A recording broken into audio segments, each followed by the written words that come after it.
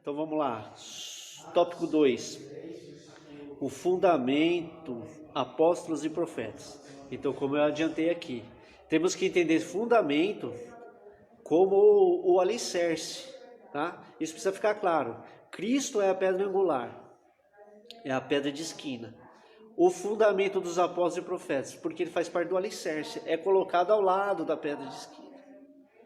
Ali fecha o fundamento e vão sendo colocadas pedras, no qual Pedro fala, somos nós, as pedras vivas, vão sendo colocadas e estão construindo esse edifício. Tá? Então tudo aquilo que é o alicerce é o fundamento, mas sem a pedra de esquina, nada se sustenta. É esse o conceito, tá? Para ficar claro a respeito disso. Tá? Fundamento somente nosso Senhor Jesus Cristo. Então vamos lá, o conceito de apóstolo. Então tem uma definição que o pastor Douglas Batista dá, e eu queria ler para vocês aqui. A respeito deste assunto, nós não vamos falar muito sobre isso, né? Há algumas polêmicas a respeito, mas a definição que o pastor Douglas Batista dá é o suficiente para o nosso contexto. Ele vai dizer assim, ó, na perspectiva circunscrita do termo, os apóstolos da igreja primitiva foram as testemunhas oculares do ministério, morte e ressurreição de Jesus. Depois ele continua, eles tinham autoridade ímpar na igreja, no tocante à revelação divina e à mensagem original do evangelho, como ninguém mais até hoje. O ministério de apóstolo, nesse sentido, restrito, é exclusivo e dele não há repetição. Os apóstolos originais do Novo Testamento não têm sucessores. Ele usa a expressão os apóstolos originais, né? Não tem sucessores. Também o pastor Elianai Cabral, ele diz assim, ó. Deus ainda comissiona certos homens para realizarem trabalhos específicos. De qualquer forma, os intérpretes, de modo universal, concordam que os apóstolos, como fundamento, refere-se unicamente aos comissionados por Jesus na igreja primitiva, que anunciaram a mensagem de Cristo, o fundamento da igreja, né?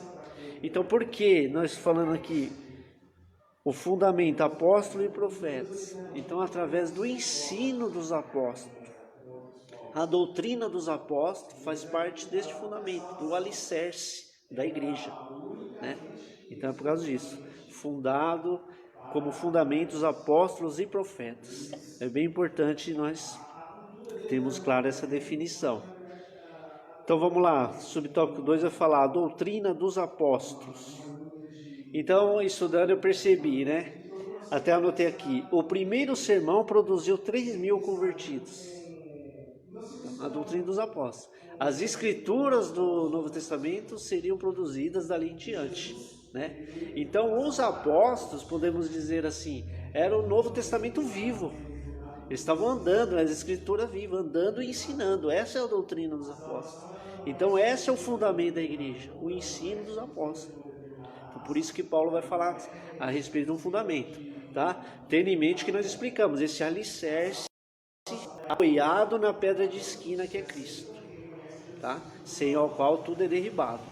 Então tem que ficar com isso na cabeça. Bom, vamos ver.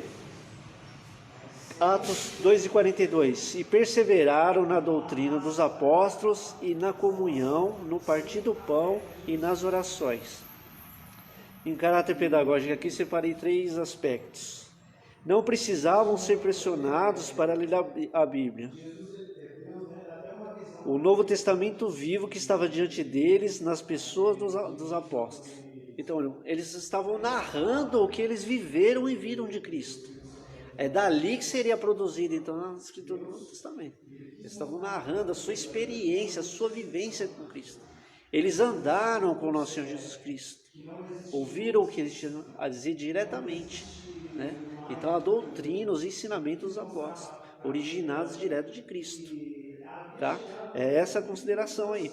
Então também temos de imaginar que o ensino dos apóstolos era de acordo com o costume judaico. Então era uma tradição oral, né? E num período onde se memorizava os ensinamentos, né? Isso era parte da cultura. Então, desde criança se aprendia a memorizar as coisas. Então, tinha uma tradição oral muito forte.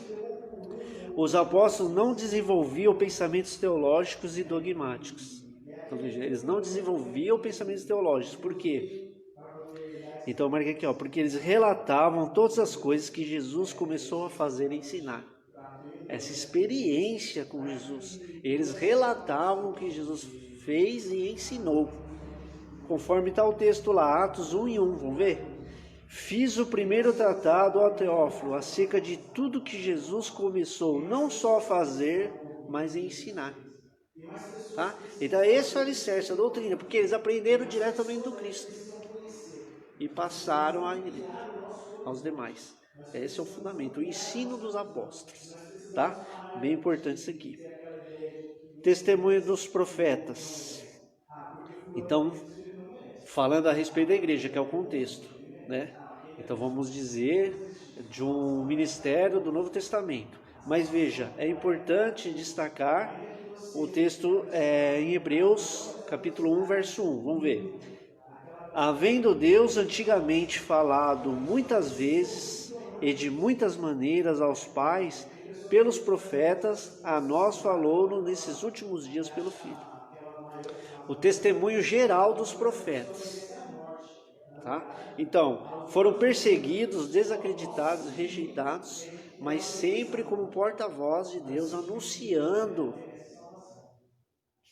a salvação, as boas novas, anunciando a mensagem de Deus, né?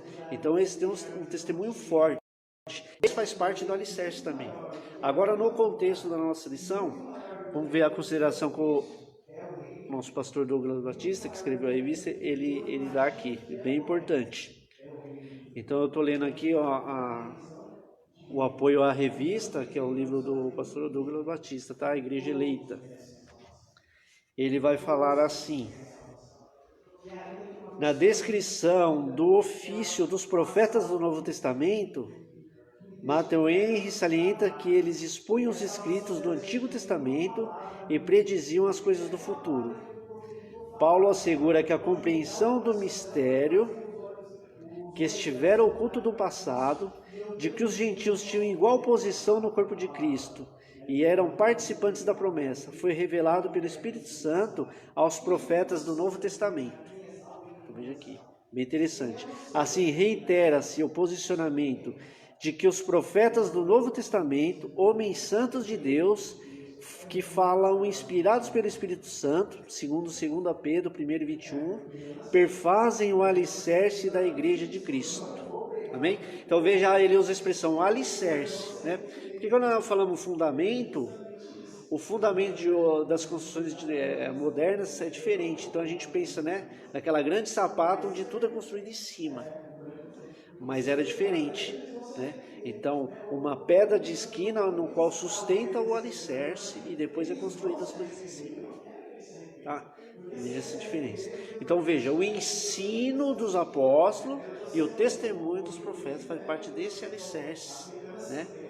Fundado, escorado, vamos falar assim, na pedra de esquina ou na pedra angular, no qual se tirar não permanece nada. Então vamos lá.